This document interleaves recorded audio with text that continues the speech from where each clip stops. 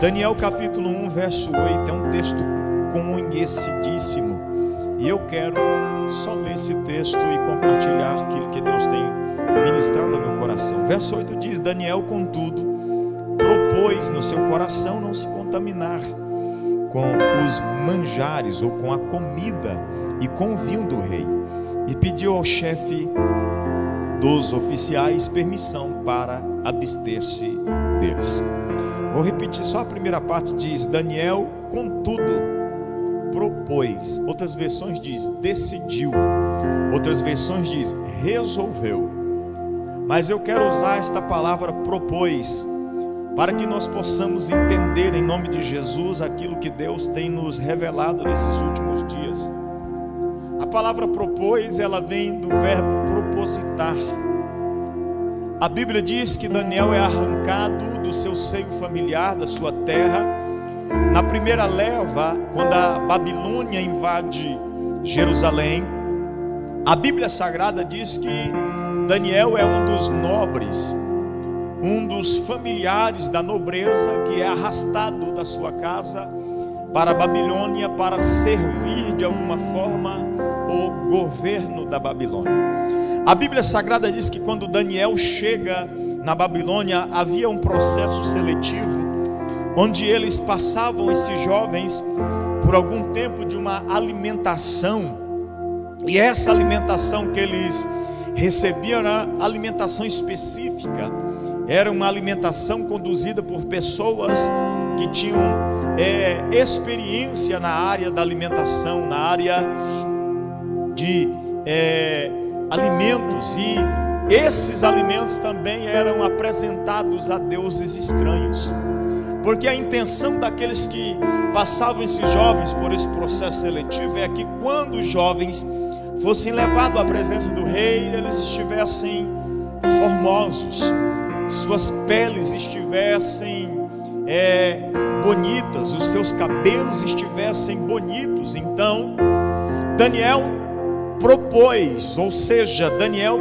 propositou no seu coração não participar dos manjares que o rei havia oferecido para que aqueles jovens pudessem para que pudessem estar bem, para que ficassem bem fisicamente quando fossem apresentados ao rei.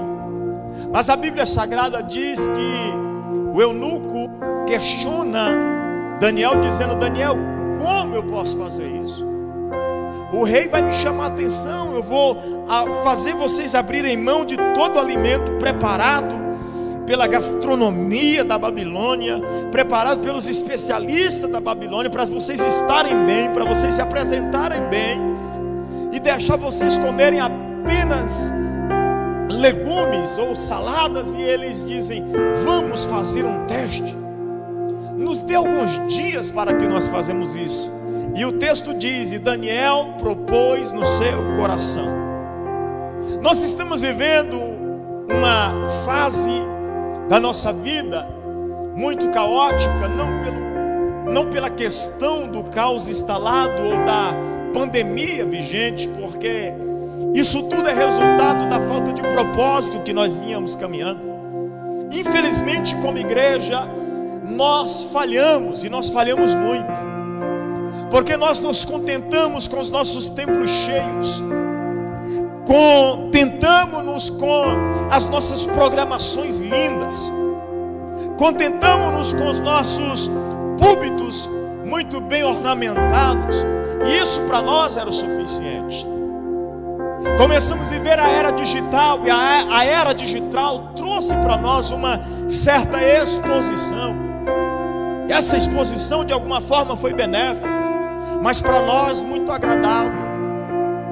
E Deus de alguma maneira teve que agitar, teve que mover, teve que trabalhar, para que nós acordássemos para uma realidade: como nós estamos vivendo. Pergunto de novo: como nós estamos vivendo? Nós encerramos 2020, o ano do reino, com um trabalho chamado Uma Vida com Propósito. Foram 40 dias em que todos os dias pela manhã eu enviava um áudio sobre um tema. Nós gravamos 40 áudios e todos esses áudios foram enviados durante os 40 dias para que nós pudéssemos entender o que era viver uma vida com propósito. E ainda assim, de alguma forma, alguns estão vivendo a deriva, estão vivendo sem entender o propósito de vida. Para que nós fomos chamados? Domingo passado eu preguei em Feliz Natal no culto de Santa Ceia e disse: nós precisamos acordar, nós precisamos nos reposicionar, nós precisamos ser despertados de novo. Por quê, pastor? Porque independente do caos instalado, quem vive uma vida com propósito, ele sabe o resultado que ele vai ter. Uma vida com propósito te colocará em colisão com sucesso. Grava essa frase para você entender. Uma vida com propósito te colocará em colisão com sucesso. É impossível alguém viver uma vida com propósito sem apresentar resultados extraordinários. Ontem eu falava com jovens a respeito disso. Eu disse: vocês têm a idade perfeita, vocês têm um momento perfeito para tomar a decisão de estabelecer um propósito para a vida de vocês. E eu disse de uma forma, e em nenhum momento eu fiz demagogia, mas eu disse: vocês estarem aqui hoje foi a decisão de viver um propósito que eu tomei há 18 anos atrás. Vocês estarem conosco aqui junto, compartilhando esse momento, foi a decisão de um propósito que nós tivemos que tomar há 18 anos atrás. Quando nós começamos o nosso ministério, quando nós começamos a entender para onde nós queremos caminhar. Uma vida com propósito te colocará em colisão com sucesso. É impossível você estabelecer propósitos, é impossível você estabelecer uma vida com propósito sem que você obtenha resultados extraordinários. Daniel é levado para a Babilônia, arrancado da sua casa, arrancado da sua terra, levado à força para a Babilônia, mas a Bíblia diz: e ele propôs, ou seja, ele fez um propósito, e o propósito que Daniel tomou por perto dos 20 anos de idade, só aparecem os resultados depois dos 70. Porque a Bíblia diz que aos 70 e poucos anos, Daniel é colocado como príncipe sobre 120 governadores e sobre todas as províncias da Babilônia. Sabe por quê? Esse resultado na vida de Daniel, porque Daniel, há quase 50 anos atrás, tomou uma decisão de viver uma vida com propósito. Se nós não tomarmos a decisão de viver uma vida com propósito, é impossível obtermos resultados. É impossível vivermos o sobrenatural de Deus. É impossível experimentarmos tudo aquilo que Deus tem para as nossas vidas. E de alguma maneira, pastor Cristiano, nós começamos a viver uma vida sem propósito. Começamos a viver uma vida sem direção, sem rumo. Vamos vivendo do jeito que dá. Vamos vivendo da forma que dá certo. Vamos vendo o que vai dar daqui 5 anos, 10 anos. Nós não sonhamos mais, nós não planejamos mais, ainda que Deus é que dê a palavra final, mas o homem tem a responsabilidade de planejar aonde ele quer chegar. E se o seu plano estiver alinhado com o plano de Deus, o resultado é eminente. José é expulso de casa pelos irmãos, é vendido como escravo. Entre 16 e 17 anos de idade, chega no Egito e dizendo: eu tenho um sonho, Deus me deu um sonho, e o sonho que Deus me deu foi um sonho de governo, a ponto de um dia a mulher de Potifar se agarrar em José e dizer: deita-te comigo. E José: jamais, eu não pecarei contra o meu Deus. Ele está dizendo: eu e Deus temos um propósito alinhado, não dá para perder isso por nada. Quantas vezes nós fomos tirados do foco? Quantas vezes nós fomos levados, pastora Cleonice, por opiniões alheias, porque os nossos propósitos não estavam definidos. Daniel é um jovem ainda, mas um jovem que tomou uma decisão e que vive resultados extraordinários. José é um jovem ainda, mas é um jovem que tomou uma decisão, e uma decisão que o fez viver resultados extraordinários. Agora deixa eu te dar uma notícia: nenhum propósito estabelecido você dorme e acorda com ele realizado. Existe o tempo do processo. Davi viveu um processo, José viveu um processo, Daniel viveu um processo, e se você ler toda a Bíblia, você vai perceber que todos viveram um processo. Jesus fica no anonimato por mais de 18 anos. Aos 12 ele aparece no templo ensinando os rabinos. Aos 30 é que Jesus começa seu ministério. Percebe que muitas vezes nós não conseguimos viver propósito porque nós propositamos algo hoje, mas nós já queremos para amanhã. Nós somos a geração da ultra velocidade. Há 5 anos, há 18 anos atrás, quando eu comecei a trabalhar com informática, nós tínhamos internet de escada. Quem lembra? Alguém é desse tempo? Alguém usava internet? Meu Deus, irmão. Tinha que conectar na linha telefônica. Aí você discava e ela começava e daqui uns 5 minutos aparecia conectado. E a gente aproveitava para fazer tudo que tinha, pastor. Sabe por quê? Porque qualquer ligação que recebesse naquela linha podia correr um sério risco da conexão cair. Logo depois nós recebemos as internet via rádio. Oh, sensacional. Mas passou um tempo, nós não estávamos mais satisfeitos com via rádio. Chegou a ADSL, quem lembra disso? Vocês lembram, né? ADSL chegou para bombar. 256 megabytes, a gente é apaixonado. Uau! A gente ficava apaixonado com aquilo. Aí aumentaram para 512. Meu Deus! Aumentaram para 1 giga. E preste atenção, ficamos insatisfeitos pouco tempo depois. Então surgiu a fibra ótica. E hoje nós recebemos 250 mega, 350 mega em casa. E de vez em quando a gente diz: essa internet não presta. Sabe por quê? Porque nós somos uma geração que não nos contentamos com nada. Uma geração que vive propósito. Pastor, como é que o senhor define uma pessoa que vive propósito? Ela entende o tempo. Ela compreende o tempo.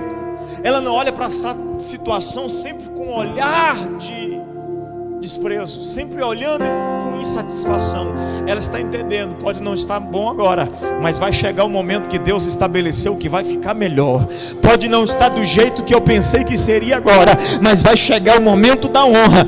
Pode ser que o momento que eu estou vivendo agora ainda não é aquilo que Deus prometeu, mas a promessa está chegando aí. Uma vida com propósito nos coloca em rota de colisão com o sucesso. Eu vou tentar falar de forma rápida, porque o horário é muito resumido. Eu vou apresentar para você algumas dicas, se eu posso falar assim, ou algumas maneiras de nós conquistarmos uma vida com propósito.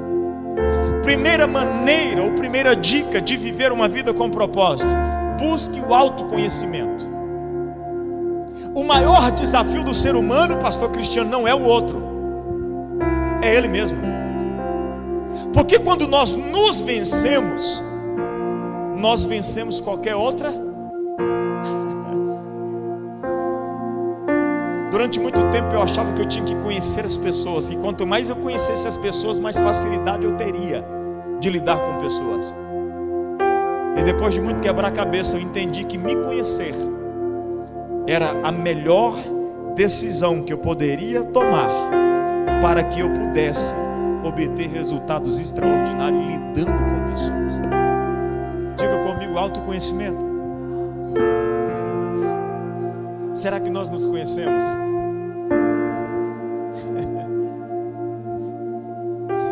Jó, na mentalidade de Jó, se você ler do capítulo 3 até o 32, você vai perceber que Jó fica o tempo todo discutindo com os amigos como ele se conhecesse. Mas ele fica entrando em contradição o tempo inteiro. Aí no final ele termina dizendo: eu não conhecia nada.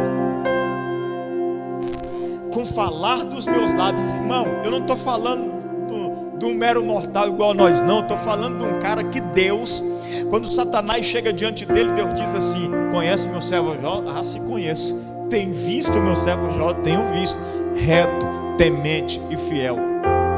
Dá para achar defeito no nome desse, irmão? Mas ele termina dizendo assim, ó: eu achava que com sabedorias de palavra eu lhe responderia, e eu não sabia nada. O propósito de toda a tribulação de Jó não foi conhecer as pessoas, foi se conhecer. Sabe por que José vence no Egito? Porque ele se conhece. Sabe por que Daniel vence na Babilônia? Porque ele se conhece. Autoconhecimento é estar vivendo em propósito. Pastor, como é que eu posso viver em propósito? Primeira maneira de conquistar uma vida com propósito: busque o autoconhecimento. Em primeiro lugar, é necessário destacar que conhecer a si mesmo é imprescindível para ter uma vida com propósito. Se o propósito é a vontade de realizar alguma coisa, essa é a definição de propósito. Se o propósito é a vontade de realizar alguma coisa, obviamente as pessoas são muito diferentes quanto a isso. Por quê? Porque nós, algumas vezes, em alguns momentos, pensamos que nos conhecemos, e quando nós lidamos com um problema, quando estamos em rota de colisão com sucesso, nós acabamos descobrindo que nós não tínhamos ou não temos a reação que pensávamos que teria. Quando há um autoconhecimento, se conheça. Alguém me perguntou há pouco tempo atrás: pastor, qual o sucesso de um casamento? Eu disse: autoconhecimento. Você já percebeu que a gente é especialista em ver os defeitos do cônjuge?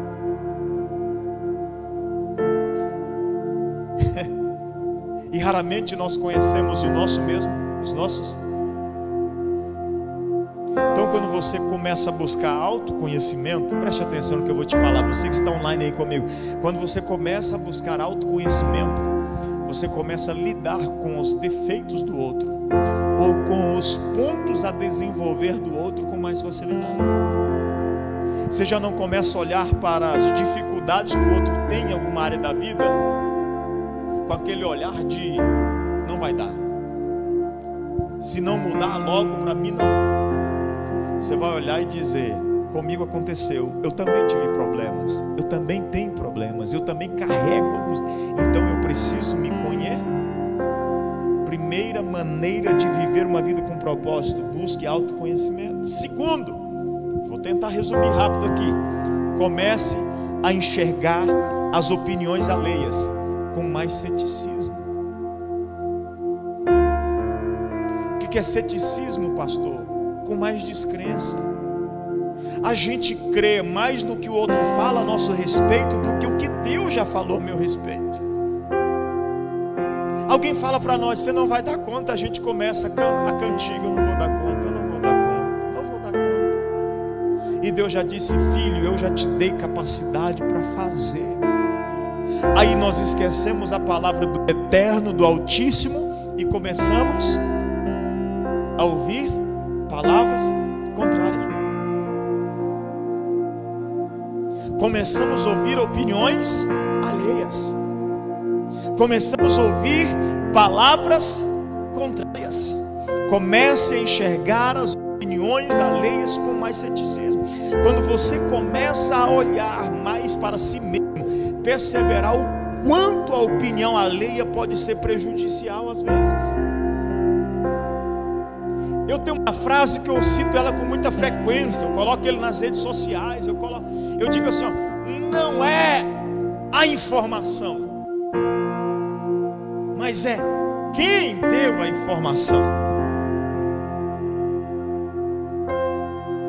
Não é a informação, pastor. Muitas vezes nós ficamos preocupados com a informação, e eu sou mais preocupado com quem trouxe a informação, porque informação é poder, e ela pode mudar a minha vida.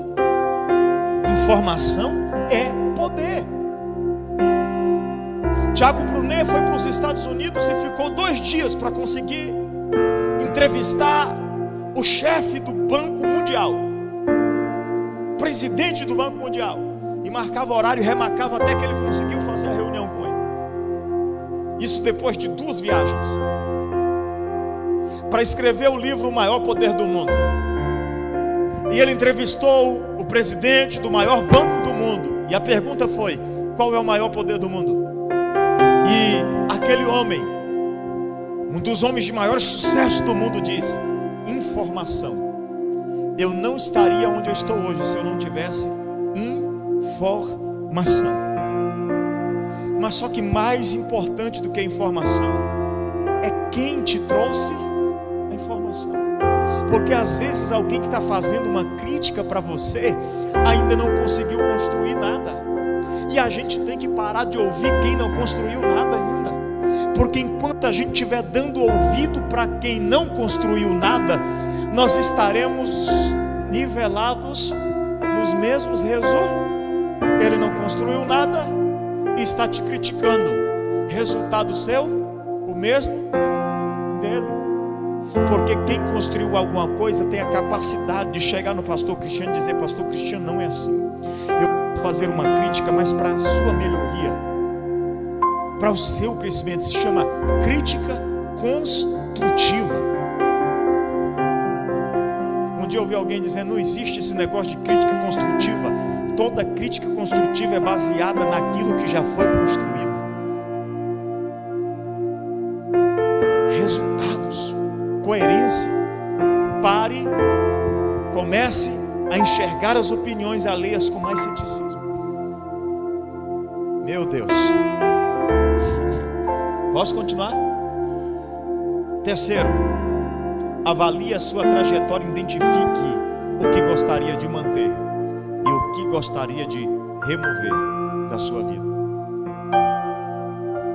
Muitas vezes, pastor Cristiano, nós temos a ideia de que nós não podemos olhar para trás. E a ideia de não olhar para trás é não ficar amarrado ao passado. Mas nós precisamos entender que a nossa trajetória, de tempo em tempo, ela tem que ser feita um balanço. Quem é desse tempo aqui em que os comércios se fechavam no final do ano 3, 4, 5 dias? Para fazer o quê? Balanço. Porque era no balanço no final do ano que se descobria se realmente tinha tido lucros, resultados. Porque aparentemente só anotando na caneta tinha, mas quando se fazia o balanço e analisava o estoque, às vezes a surpresa chegava, o prejuízo era maior do que o lucro. As empresas hoje não fazem mais isso, porque hoje é tudo sistematizado, tudo na base de sistema. Então você terminou o ano, você imprime o relatório, você já sabe que tem estoque. Antigamente era mais difícil. Quando eu comecei a trabalhar com implantação de sistema, a maior dificuldade que nós tivemos foi balanço anual. Deixa eu fazer uma pergunta para você. Pelo menos uma vez por ano você faz um balanço da sua vida, da sua trajetória? O que eu posso manter na minha trajetória? O que de bom eu posso manter na minha trajetória? O que foi eficiente que me trouxe resultado que eu posso manter? O que eu aprendi com os erros lá atrás e que eu não vou repetir de novo? Eu preguei uma mensagem o ano passado, é a abertura do nosso canal. Está lá, 25 anos, o filho do pior rei da história, quando ele assume o reinado, diz assim, ó: e ele tomou a decisão de seguir os passos do seu pai Davi. Mas Davi não era o pai dele. Quem era o pai dele, pastor? Era o pior rei da história. Mas ele disse: eu não posso, eu vou olhar para a minha trajetória e não posso pegar os exemplos que não deu certo. Eu vou pegar um exemplo que deu. Então, quando nós analisamos a nossa trajetória, nós começamos a extrair aquilo que pode se manter e aquilo que não precisa ser mantido. Daniel está em Babilônia e Daniel aprendeu novos costumes. José está no Egito e aprendeu novos costumes. Porque preste atenção, nós somos culturais. Mora 1 ano lá no Rio Grande do Sul para ver se você não está puxando daqui a pouquinho essa. Mora 2 anos lá no Nordeste para ver se não está falando igual nordestino daqui a pouco. Porque nós somos seres culturais. José já havia aprendido a cultura do Egito. Daniel havia aprendido a cultura da Babilônia. Mas a Bíblia diz que perto dos 70 anos de idade, Daniel não deixava de fazer uma coisa: orar 3 vezes ao dia, com a janela aberta para o sul, onde dava para Jerusalém. Sabe o que eu aprendo aqui? Que ele olhava para trás e dizia: por mais que eu aprendi uma nova cultura, uma nova forma de viver, mas tem coisas que eu preciso manter para eu entrar em rota de colisão com o sucesso. Uma vida sem propósito nos levará a viver uma vida sem resultados. Estou terminando, eu vou pular por cima de alguma coisa aqui. Essa é forte, e segura lá. Quarta forma ou maneira de viver uma vida com propósito: procure se afastar daquilo, abro parênteses, ou de quem não se alinha mais com o que faz sentido para você. Procure se afastar daquilo ou de quem não se alinha mais com o que faz sentido para você. Isso não é acepção de pessoa, isso é seleção por propósito. Eu fiquei chique depois que eu aprendi isso. Demorei a aprender, pastor Cristiano, mas quando eu aprendi, não é acepção de pessoa, é seleção por propósito. Eu preciso selecionar quem está alinhado ao mesmo propósito que eu. Isso porque a Bíblia diz que é melhor 2 do que 1. Se eu for sozinho em direção ao meu propósito, ao propósito que Deus estabeleceu, eu vou demorar mais tempo para chegar. Eu posso cair, não ter ninguém para levantar, mas quando eu trago o pastor Cristiano para perto de mim, por seleção de propósito, nós estamos caminhando para o mesmo propósito. Eu levanto ele, ele me levanta. Quando ele estiver cansado, eu ajudo ele. Quando ele não tiver ânimo, eu dou uma palavra. Quando eu não tiver ânimo, ele vai ter uma palavra para mim. Então seja seletivo.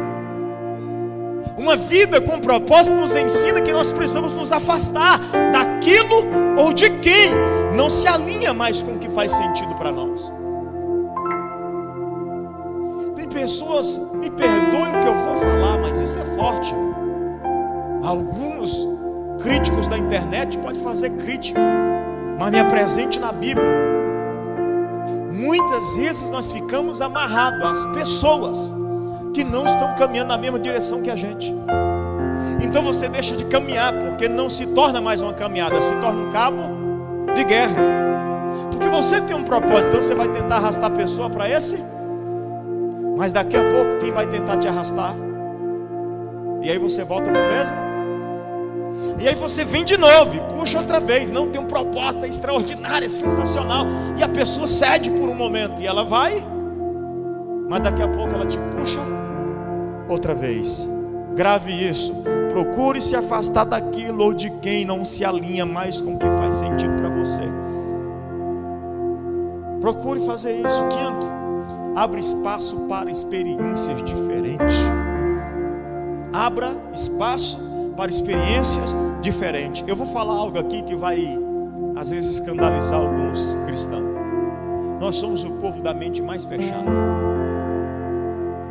porque nós nos trancamos no nosso mundinho e achamos que só para nós, só nós, e deixamos de viver experiências extraordinárias. Primeiro ano que eu participei de um pastor, de um evento de pastores que não fazia parte da minha denominação, isso me causou um impacto muito grande, porque eu vim de uma cultura onde nós participamos de eventos só da nossa igreja. Qualquer outro para nós é descrente, não é crente, pastor. Nós viemos dessa mentalidade. O irmão da igreja A não é crente, só nós somos crentes. O irmão da igreja B não é crente, só eu que vou para o céu. A minha convenção é a melhor, os nossos congressos são os melhores. E eu cresci a vida inteira vivendo essa mentalidade. Quase 10 anos depois de sair desse meio, eu resolvi tomar uma decisão de participar de um evento que não tinha nada a ver com o que era acostumado a participar. Pastores de todo o Brasil,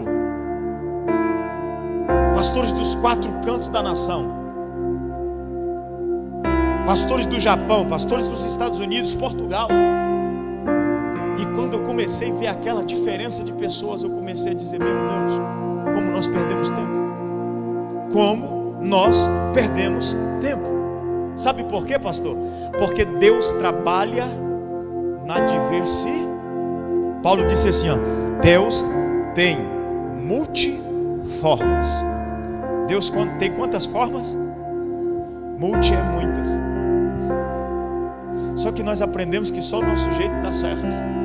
E sabe o que eu aprendi hoje? Irmão, hoje eu sou um cara curioso.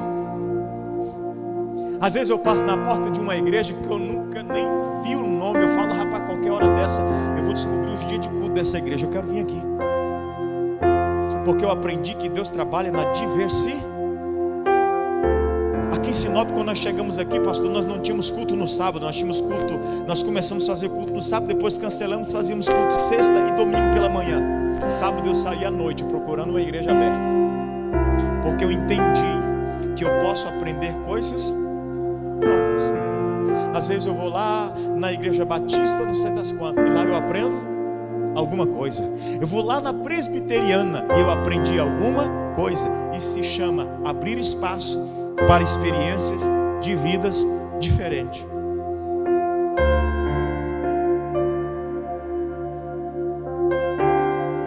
Para viver experiências diferentes. Abre espaço.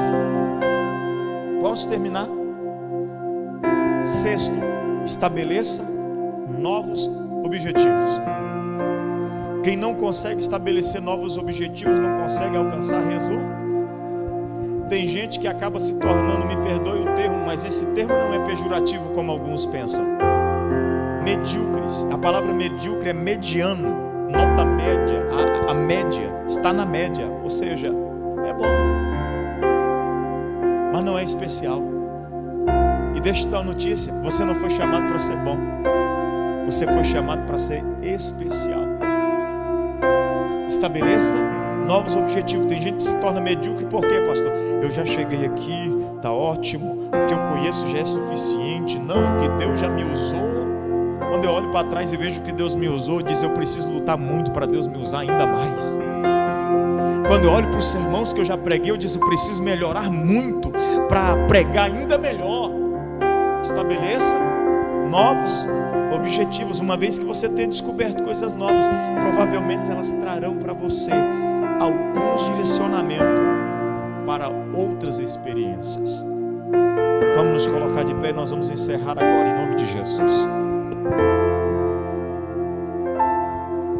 Agora essa talvez seja uma das maiores dificuldades que nós temos para viver uma vida com propósito. Sétimo, encerra agora. Uma vida com propósito só poderá ser vivida se você colocar isso aqui em prática. Busque métodos de organização e estilo de vida que te motivem a conquistar sua vida com propósito.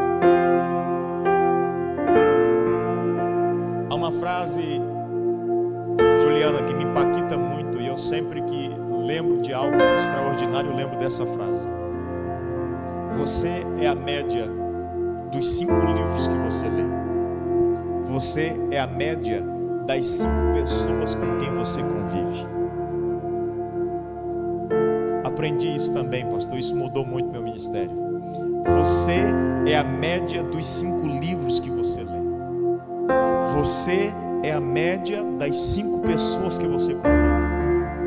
E é impossível citar essa frase sem me lembrar de Monteiro Lobato, quando ele escrevia: quem mal lê, mal ouve, mal fala, mal vê. O que nós estamos buscando como método de organização, como estilo de vida que nos motiva a conquistar aquilo que nós propositamos? Como nós nos organizamos para nos tornar aquilo que nós projetamos ser? Ou nós somos dominados pelo dia a dia, pelo trabalho, pelos problemas familiares? Alguém aqui não tem nenhum desses? Tem dia que eu termino meu dia louco, pensando como é que eu vou concluir tudo que eu tenho para fazer. E chega em casa, a pastora Daiane ainda me cobra: você não me deu nenhum tempo hoje. E eu tenho que parar para dar tempo para ela. É minha obrigação.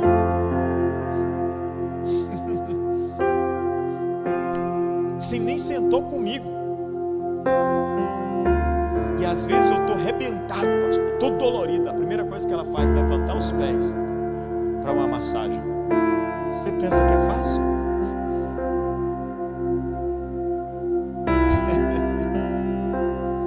atenção nisso para você entender. Eu estou falando isso aqui brincando, mas para você compreender, a nossa vida é cheia de coisas para fazer. Mas se nós não fazermos tempo, quando eu vejo pessoas dizendo eu não tenho tempo, eu acho uma demagogia. Por quê, pastor? Porque o tempo quem faz somos nós. Ninguém te enfiou de goela abaixo e disse você tem que fazer só isso, isso e isso nessa hora e nessa hora. Não, você pode estabelecer um tempo. Para quê, pastor? Para você organizar, para você formar um estilo de vida que te empurre para o seu propósito.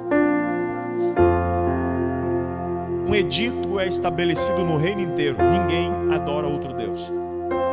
E Daniel disse: eu tenho um estilo de vida que nem esse edito vai mudar. Porque o edito que estabeleceram, o pastor Cristiano, vinha logo de conflito com o que Daniel fazia diariamente. Era um estilo de vida. Irmão, sabe o que eu aprendi já depois de mais de 20 anos de crente? Que ninguém ora por vontade. Nossa, que vontade que eu estou de orar hoje. Meu Jesus, hoje, olha, amanhã eu vou levantar e vou botar para derreter 2 horas de joelho. Percebe o quanto a gente, né? Não, irmão, é uma dificuldade, é um desafio. Você levanta e fala, podia mesmo fazer um chimarrão e orar, eu oro mais tarde.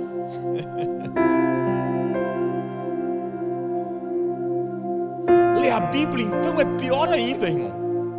Eu gosto de ler a Bíblia, não, eu leio 30 páginas por dia. É hipócrita, mentiroso.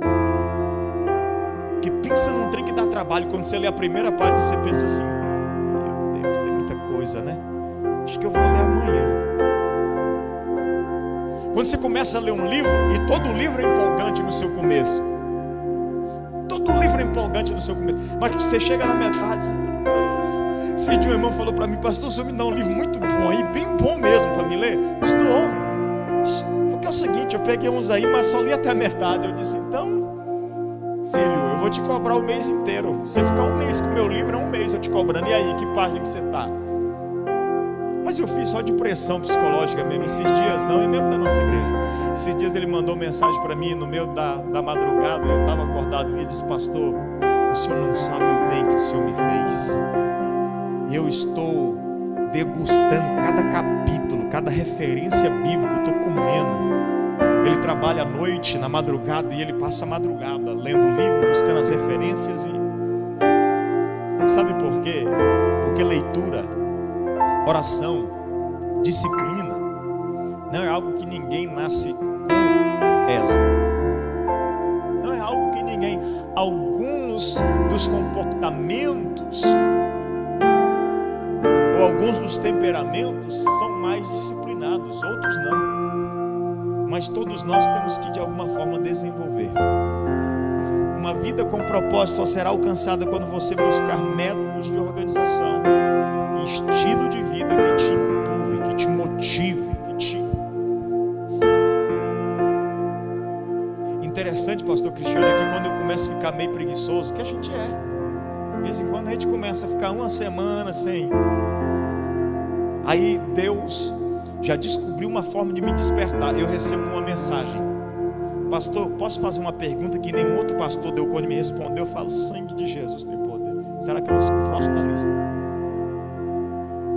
Aí sabe o que eu faço? Aí eu me lembro, Deus está me dando só um beliscãozinho, dizendo: volta para o seu estilo de vida, volta para o método organizacional que eu te dei para você crescer.